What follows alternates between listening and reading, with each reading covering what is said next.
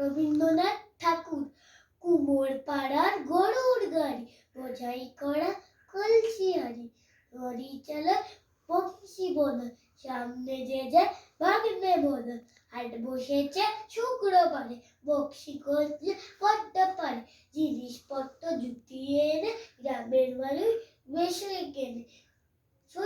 উচ্ছে বেগুন পটল মূলো বেতের বোনা দামা কুলো, সচ্ছে শোলা ময়দা আটা শীতের ব্যাপার রক্সা কাটা, চাচড়ি করা বেরি হাতা, শহর থেকে সস্তা ছাটা।